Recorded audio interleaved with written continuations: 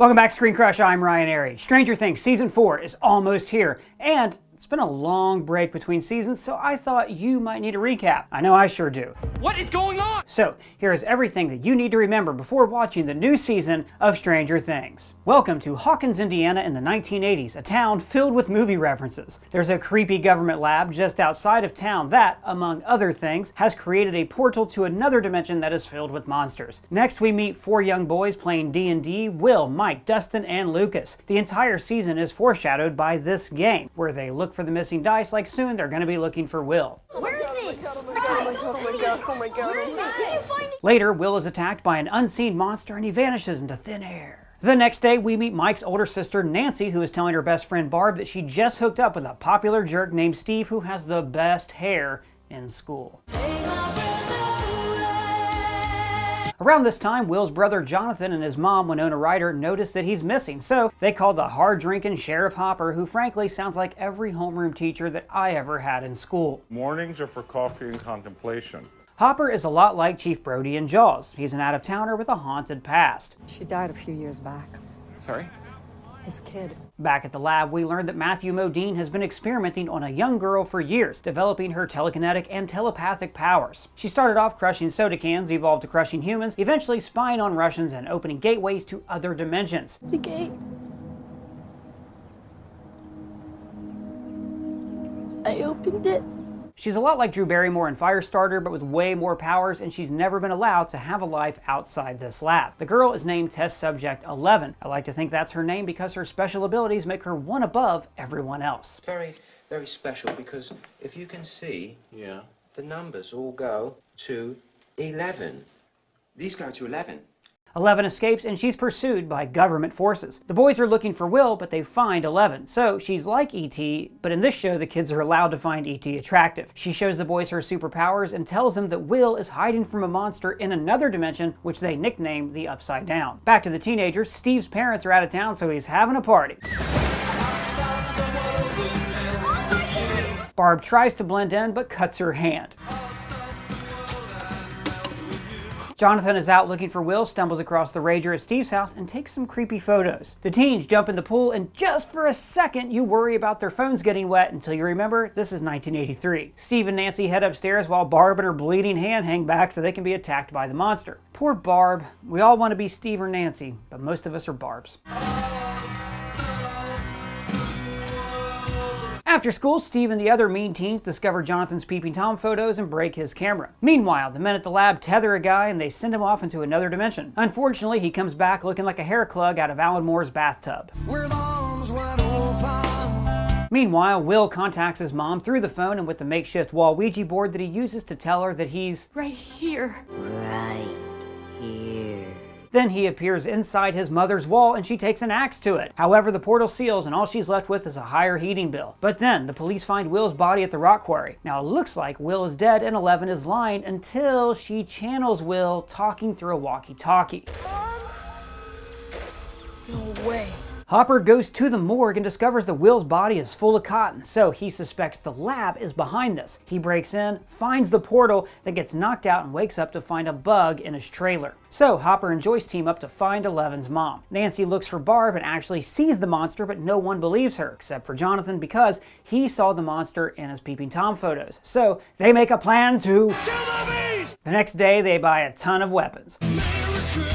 Now, they don't know that Steve saw them together, and now his friends have spray painted some very rude things about Nancy on the theater marquee. So the boys have a fight, split up, and 11 runs away. While they're out looking for her, they run into a gang of 80s bullies. You remember 80s bullies, right? What are you doing hanging around these chump stains? Shut up, soldier boy. Don't make me laugh, blonde boy. Get this towel, boy. You guys really are cowboys. Boss Bully holds a knife to Dustin's throat. God, that escalated quickly, forcing Mike to jump into the pit. But 11 saves Mike and breaks the bully's arm. Lucas and everyone make up and go on the run from the government.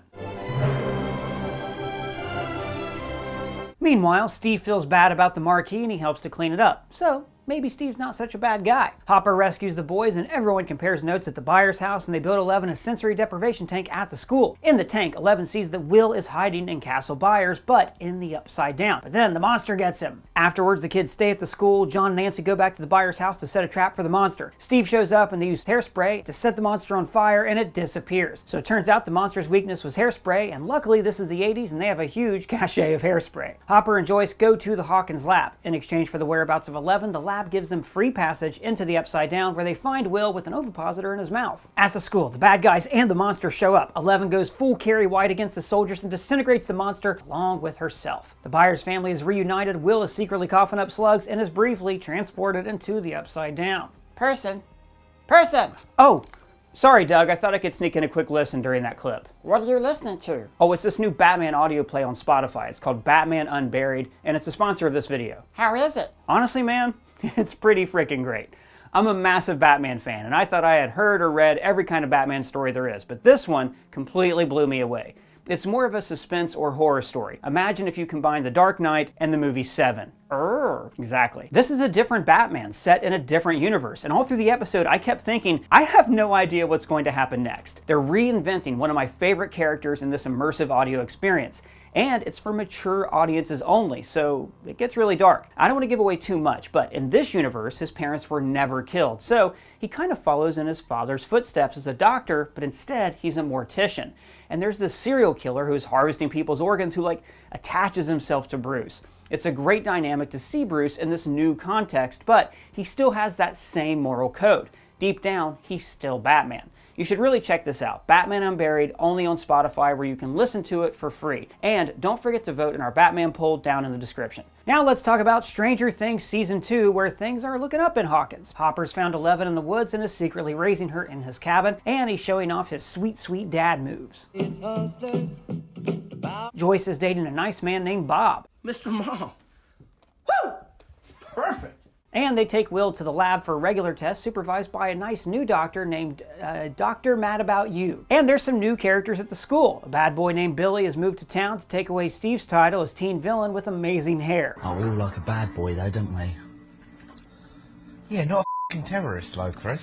And his stepsister Max, a no-nonsense skateboarding tomboy who hangs with the boys. I didn't realize it was such an honor to go trick-or-treating with you. But of course, things get real strange real quick. We'll keep seeing flashes of the Upside Down and a new monster called the Mind Flayer. Hopper is investigating rotting pumpkins all over Hawkins. Nancy is feeling guilt over Barb's death. Steve urges her to keep it a secret.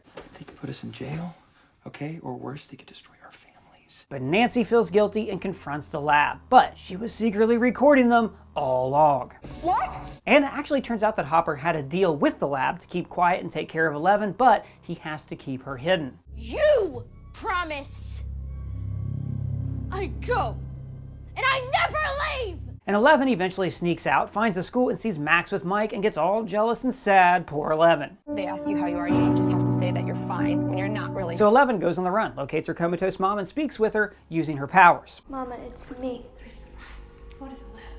Jane. But it turns out that Lucas is the one who's actually into Max, which Billy is not cool with. You stay away from him, you hear me? Stay away. Lucas finally tells Max about all the strange things going on. You're serious? I really wish I wasn't. And now she's part of the gang. We are now a part of the tribe. And Hopper is pissed at the lab, and he thinks the gate is still open. Oh, Jesus. Which, by the way, it totally is. Dustin finds a cute lizard in the trash that eventually grows into a baby Demogorgon called Dart, and later it goes full Gremlins and eats his cat. But then, worst of all, Will has a vision of the Upside Down, and he is possessed by the Mind Flayer. Afterwards, he wants to be cold all the time and starts drawing weird shit everywhere like some kind of baby Banksy. Bullshit. Derivative. That I love. Hopper sees these drawings, connects them to the evil vines in the pumpkin patch, and works out that these are the tunnels that are being burrowed beneath Hawkins. So he goes off to explore, but it doesn't go well. Will sees a vision of Hopper in trouble, and Bob figures out that there are tunnels. It's a map. It's a map of Hawkins. Bob's great. There he is! There's my favorite white boy! So they go rescue Hop, alert the lab, and they set fire to the vines, which psychically hurts Will. Meanwhile, Steve and Dustin team up to trap the baby Demogorgon Dart in the basement. But hey, as they say in hockey, let's do that hockey. Nancy and Jonathan decide to expose the lab by taking the tape to conspiracy theorist named Murray. What are you doing? Thinking. With vodka. It's a central nervous system depressant, so yes, with vodka.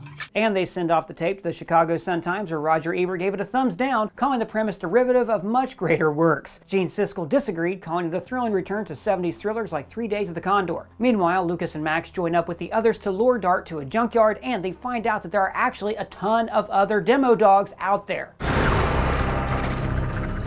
Now, back at the lab, they work out that Will has been possessed by a hive mind, and he lured agents into a trap. It's a trap! I need to warn them it's a trap! And he sicks a whole pack of demo dogs on the lab. And now, let's pause for a moment. Turn our eyes away from the strange things of Hawkins, Indiana, and travel to the big city of Chicago, Illinois. 11 is here looking for another of the lab's test subjects. And she finds Callie, or number 8, who has the ability to make other people see illusions. I've just convinced your mind it is. Callie leads a band of punk teenage vigilantes who are committing crimes. Boom. And taking out revenge on the workers from Hawkins' lab. You had a choice, Ray. And you chose to follow a man you knew was evil. Callie meets 11 and they're all like, oh my god, we're like sisters. And Callie's all like, let me show you how to use your powers better. And so 11 becomes like Yoda, moving around really big stuff.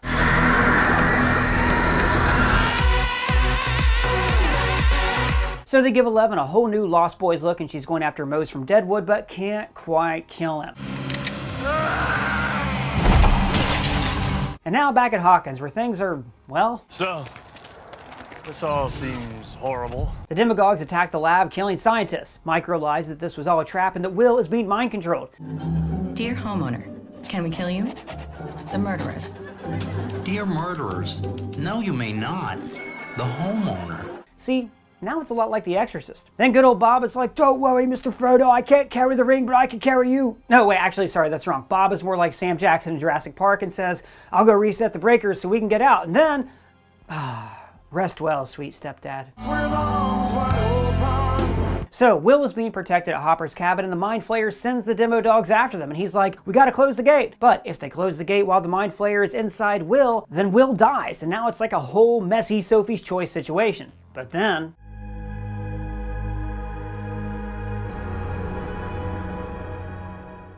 It's Brittany, bitch. So, 11 fights off the dogs. She and Hopper go to the lab to seal the gate, which has grown so big it's like, God, help me out. Damn, you in worse shape than the National. That is him. Yes, like that. But the lab is overrun with demo dogs, so a bunch of the gang have to go to the tunnels to lure them away. And when they're all cornered, they are spared by cute little Dart. I've got our favorite. Nougat. Oh, and Billy lays down some serious heat with Mike's mom. I am very uncomfortable with the energy that we've created in the studio today. Then Billy is briefly relevant when he tries to take Max, fights Steve, and goes to sleep. Aww. So everyone else stays at the cabin with Will to try to burn the Mind Flayer out of him. Again, like The Exorcist. Oh, it burns. 11 closes the gate.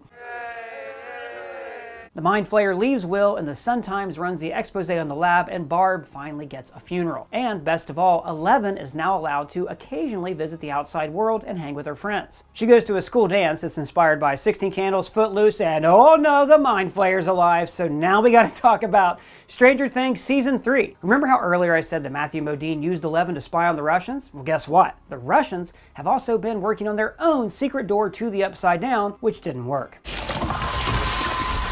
But in Hawkins, the teens are super excited for the new mall, while the rest of the town is like, boo, we don't like the mall. Because now all the stores are shut down. Mike and 11 are playing kissy face a lot. Is this allowed? Which pisses off Hopper as he insists on the door being open. 3-inch minimum. Leave the door open 3 inches. In fact, Hopper's pissed all the time this season. He's got a thing for Joyce, but she's still mourning Bob, so they just yell at each other a lot. What are you gonna do? You gonna walk back to Hawkins? I will do anything if it gets me away from you. Hopper threatens Mike, so he keeps his distance from 11, which results in them breaking up. I dump your ass. Your flop era is low-key serving. So Dustin gets back from science camp and he's like, hey guys, guess what? I totally have this hot new girlfriend, but she doesn't live near here and she's totally real. And then they're like, oh, whatever, Dustin, she's not real. And he's like, no, really, she's real. And I'm gonna go set up this tower so I can talk to her with our radios. Meanwhile, Billy's flirting with housewives at the local pool and Mrs. Wheeler throws him some serious f me eyes and they make plans. Shall we say tonight? 8 o'clock. Now, she doesn't follow through, but he tries to and is instead captured by these rats who are being mind controlled by the Mind Flayer who takes control of Billy. So we're doing Invasion of the Body Snatchers? Yep, that's what we're doing. So Billy starts to kidnap townspeople and they get taken over by the monster. Awesome. Nancy and Jonathan are interning at the Hawkins Post, which has a bigger newsroom than most modern day big city newspapers. Seriously, they have this many reporters, but they all miss the government experiments and monsters running around town. So Nancy and Jonathan are investigating rabid rats that are eating fertilizer, which makes them explode, which is also not normal. They eventually find this lady eating fertilizer, which is also not normal. More of a strange thing. And later, the paper fires them for talking such nonsense. So Nancy goes to visit the nice old lady when this happens. Mind Flayer confirmed. Joyce notices the magnets around town are losing their power, so she tells Hopper, and she's like, let's go to the lab, because they got a magnet thing there, right? And he's all like, that's a dumb idea, but you smell nice, so let's go. And the lab is supposed to be empty, but there's this big Russian dude there. So Dustin is trying to call his totally real girlfriend and he intercepts a Russian transmission. He takes this to Steve and his co-worker Robin, who it turns out is the daughter of Uma Thurman and Ethan Hawke and speaks Russian. They decode the message and figure out that it's coming from inside Hawkins and the Russians are making a delivery to the mall. So they team up with Lucas's little sister Erica to investigate and then they get trapped in a secret Russian lab that's been under the mall all along. What? And then Max and Eleven bond on a girls' day shopping trip. Montage. Max is all like, my brother's missing, so Eleven uses her powers to find him, and then realizes that he's been possessed by the Mind Flayer. And then Will is like, guys, I can sense the Mind Flayer, it's still alive. And everyone's like, yeah, we know, Will, you're gonna be irrelevant this season, go away. Because I've had enough of this dude. So they trap him in the pool sauna because the Mind Flayer hates heat, much like movie critics. And they almost drive it out of Billy, but then it smashes its way out because Billy has super strength now and Eleven fights him off. Billy escapes and we see that like half the town is now under the control of the Body Snatchers and these people eventually attack John and Nancy. Hopper realizes that he's seen this big scary Russian before at the mayor's office, so they go lean on the mayor and he's like, I'm sorry, I sold a bunch of the town to Russians in a desperate bid for re-election. Wait, so the mayor just committed treason and sold the town to the Russians so he could win an election for a local government job? Yep. That's so cool, keep going. Alright, so Hopper and Joyce find a Russian scientist and they bring him to Murray for translation and learn that the communists are trying to open their own door to the Upside Down. Alexei, the scientist, wants to defect to America because we are awesome. Red, white, and blue, motherfucker, these colors don't rhyme, bitch! USA! USA! USA! That's awesome. I love Alexei. I hope he has a nice time in America. Yeah, okay, so Dustin and his group, they're under the mall, two of them get caught, they're drugged, and the plucky young kids have to rescue them. So then Eleven reconciles with Mike. Aww. And then he makes it weird. Can we please just come up with a new plan because I love her and I can't lose her again? Then she fights the Mind Flayer and it hurts her. Turns out that the monster hates Eleven for closing the gate and it wants revenge. So she mind melds with Billy, learns his tragic backstory that he was abused as a child. Oh, now I like Billy. I hope he's okay. Alright, so back at the mall, Dustin and Erica take Robin and Steve to a movie theater and the Russians drug them so there's like some comedy. No, these are too close. She's blown. Then don't watch the movie. We want to watch it. Then watch it.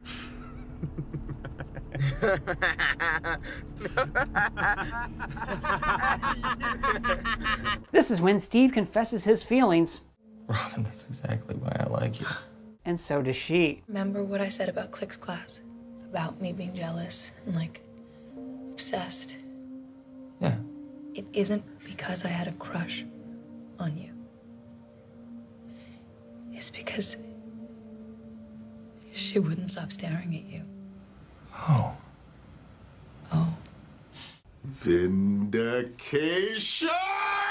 Dustin tells Eleven and the others what he saw, so they make like 80s kids and go to the mall. And they arrive just in time to save them from Russian agents. Hopper and Joyce go to the fair, lean on the mayor, and he tells them about the lab under the mall when a big mean Russian catches up to them and kills Alexei. Oh no, but I just said I liked him. That's alright, buddy, it's just a show. Alexi's still alive in our hearts. Okay, so the Mind Flayer arrives at the mall to kill Eleven. She rips off a piece of him out of her wound, and then she loses her powers. And the Mind Flayer shows up at the mall, and it's got this giant body made out of rats and all the people it's consumed. So the Mind Flayer is a metaphor for the ruthless capitalism that has consumed a small town and bankrupted its small businesses. Wow, Doug, that's very astute. Well done. Sometimes at the park, I find a stick I really like. Alright, so the Mind Flayer is a metaphor for the ruthless capitalism that's consumed a small town and bankrupted its small businesses. I like this show. Me too, bud. Meanwhile, Hopper and Joyce go down into the lab and they're trying to find the gate. And Dustin is using his tower to guide them, but he needs to know Planck's constant. What's that? Doesn't matter. So he calls his girlfriend, who it turns out is real, and she forces him to sing to her before she'll help him.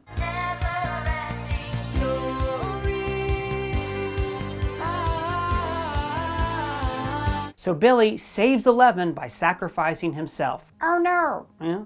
And Hopper kills a big mean Russian, they close the gate, and he dies. Oh no, so much death! Right? And so the monster is defeated, the military shows up, and the mayor is fired, and everything settles down. A few months go by, Eleven is living with Joyce, and she moves her family away from Hawkins to California. And then Eleven reads a nice letter from Hopper. For the sake of your poor old dad, keep the door open 3 inches. The end? No, sir. In Kamchatka, which in a game of Risk is this key space, the Russians have a Demogorgon of their own, and they say that they need to feed it, but spare the American. Is it Hopper? Actually, we don't know yet, so we'll have to wait for Stranger Things 4. Just kidding. Yeah, it's Hopper. I'm not dead! And that's it. That's the recap. If there's any questions you have, let me know in the comments below. Let me know if I left something out I should have left in. And if it's your first time here, please subscribe and smash that bell. For Screen Crush, I'm Ryan Airy.